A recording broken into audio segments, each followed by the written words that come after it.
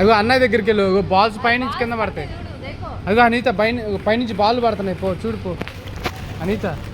అదిగో పైనుంచి చూడు అన్నయ్యకి ఎలా పడతాయి. ఏం చేస్తున్నావు?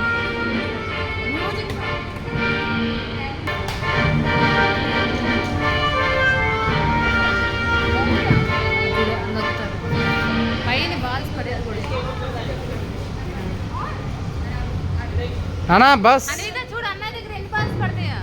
హన్విత దేకు హన్వి